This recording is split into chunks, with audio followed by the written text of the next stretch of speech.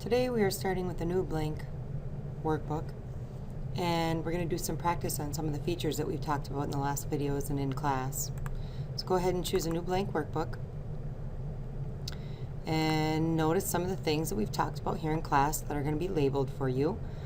You just took the quiz on the labeling of all of these features, including the ribbon and the quick access toolbar, the title bar, the rows which are numbered and the columns which are lettered, the active cell, all of these things you've just labeled in a quiz, and we just want to provide some review to make sure you remember them.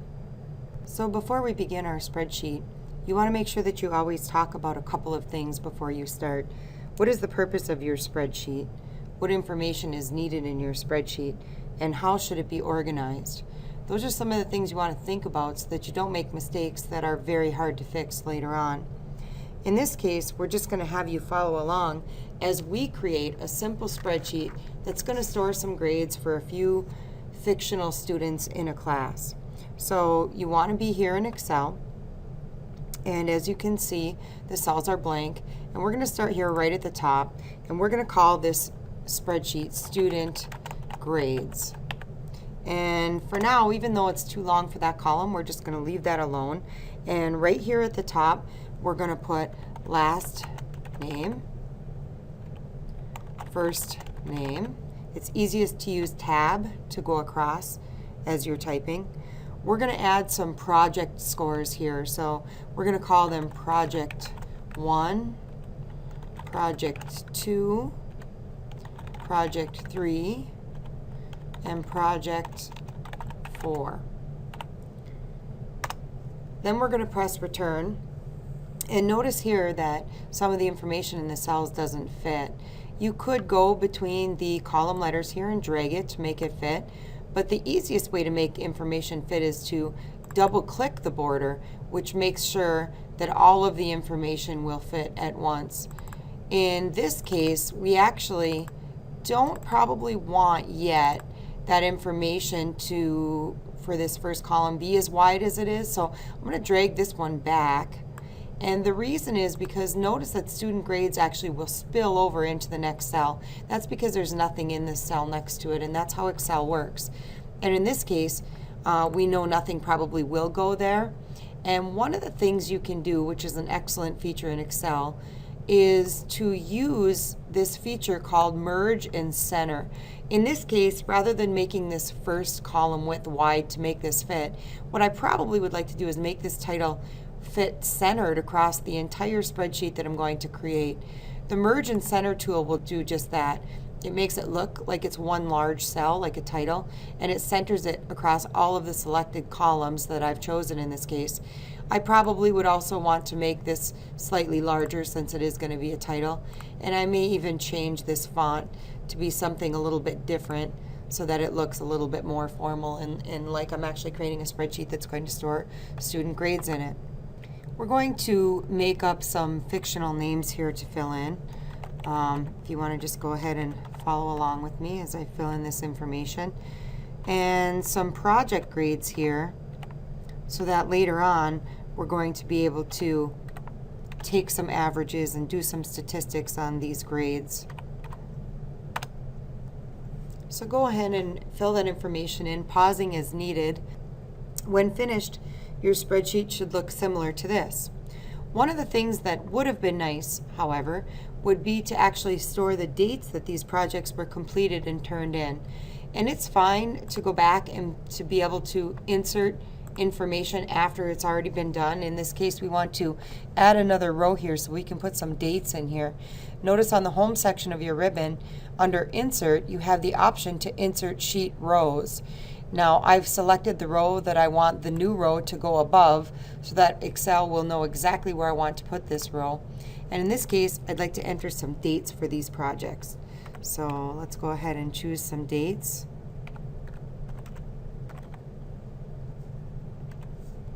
And your spreadsheet should now look exactly like this one does. And again, pause if you need to stop. And at this point, we should probably go out and make sure that we've saved this information and we won't lose it. So under the File section here, we're going to go ahead and choose Save As. Make sure that you are on the drive that's named after you on our file server so that it's getting saved in the appropriate location. And in this case, you should have folders created for your different classes, your different projects. I have a folder here called Micro. I'm going to go ahead and call this Excel Spreadsheet Practice 1. And now I can see it's been saved up here in the title bar. I have my actual title of my spreadsheet. I'm going to go ahead and do some styling and formatting now to this spreadsheet to make it look nicer. For instance, one of the things that you can do if we select all of our column titles here is we can go ahead and under cell styles, notice that there's all kinds of really nicely selected styles here that will help you make your spreadsheet look professional. In this case, I want you to choose heading 2 and notice that it created a nice font, matching colors, all kinds of other style information on these cells to make them look good. Once again though, we need to make sure that we fix our column widths here because the styles did make them slightly longer than they were before. And one of the other things I'd like you to look at is the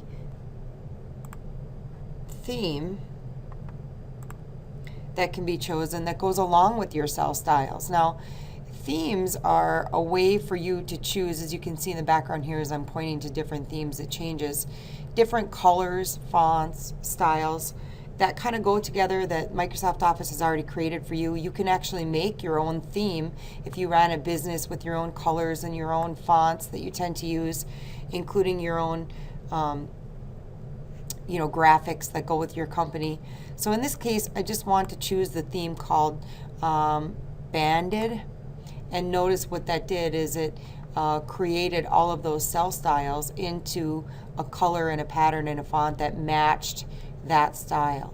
So as you change those different themes, your styles will change as well. Another thing that's easy to do in Excel is to change data in case a mistake has been made. Let's say Mike Robbins actually didn't receive a 67 on this project 3 and he received an 87. If that's the case, it's easy to go back and just go ahead and change your data. That's called editing the data. And as soon as you press enter or return, the information is changed to the new information. Had we had any formulas here and we done them correctly, they would automatically change as well, which is one of the nice things about spreadsheets. Of course, the purpose of spreadsheets is to enter formulas that calculate information so that the information can be used. In this case, we would like to go ahead and find the average of the projects for each of these students. So let's go ahead and add average up here.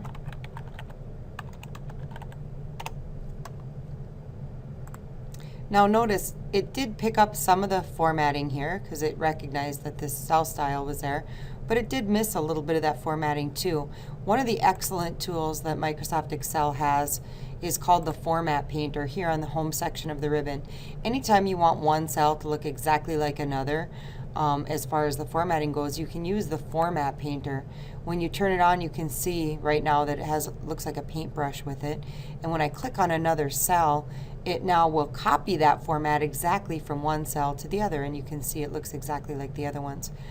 As we practiced earlier when we did some other videos and some other practice in class, we talked about how to write formulas. In this case, we always need to start with an equal sign to recognize that a formula is coming for Excel. And in order to do an average here, we're going to want to add up these 4 cells and divide by 4. If you type the actual numbers in, of course, that would mean if we did any changes to the spreadsheet, the formulas would be incorrect for the average. So we want to make sure we use the cell reference. So in this case, I'm going to use the point click method to get the actual cell name inside of my formula. And I'm going to go ahead and complete this entire formula to add up all 4 of these cells. And then I want to go ahead and divide by 4, and the division looks like the / on computers. The problem, of course, right now with this formula, as we talked about in class, is that order of operations is going to mean that F4 is going to be divided by 4, and the rest of these cells will be added after the fact, since division comes before addition in the order of operations we talked about in class. So how we can fix that is to use parentheses, because parentheses come before anything else in the order of operations. And by putting parentheses around this entire addition section here, it will all be added before it's divided by 4 and should then come up with the correct average for this particular student. Now, the easiest way to make this formula copy all the way down is to use this fill handle we talked about in class. And notice it actually changes the cell references for each of the rows so that the formulas are done correctly. Let's say in this case we don't really want to have any decimal places showing. There are buttons up here called decrease and increase decimal in case you want to show more or less decimal places. In this case we want to decrease the number of decimal places on all of these so that it knows we don't want to see any decimal places in this average. Now we'd like to go down here, and we'd also like to find an average for each of the projects, not just the students. So let's go ahead and type project average here. Once again, it would look nice if this project average matched our titles up here, so I'm going to use the format painter to make that look similar. In this case, I am going to have to increase column B here slightly to make that fit. And now in this case, we're going to go ahead and type that formula again. Once again, be sure to start your formula with an equal sign. In this case, if you want to enter the parenthesis before you begin, that would work as well.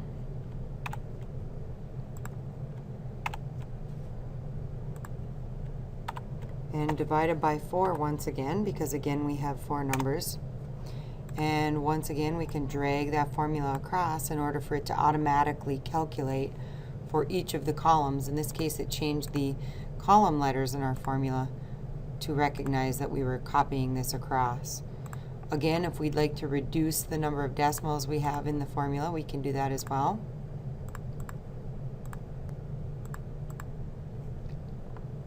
And now we can see we've got an average at the bottom as well. One of the cell styles I also like to try to use right here is called the total.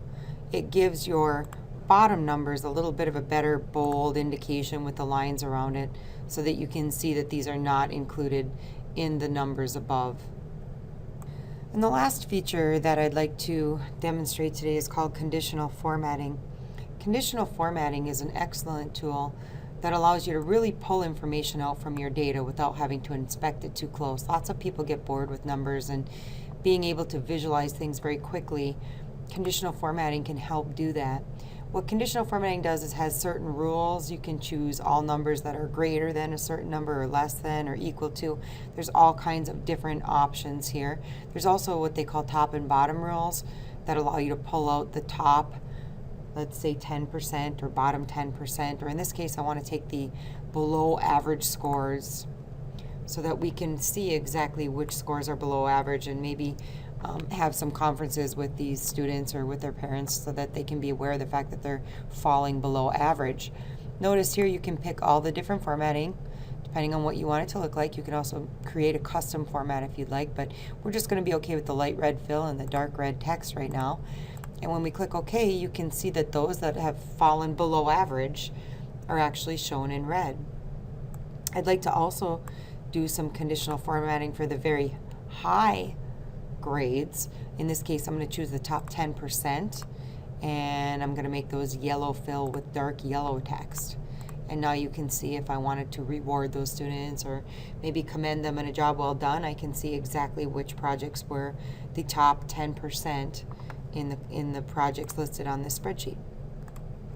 One other excellent conditional formatting tool, as you can see demonstrated here, is called the data bars. The data bars actually allow you to do what looks almost like a bar chart, but right in your spreadsheet without creating a chart.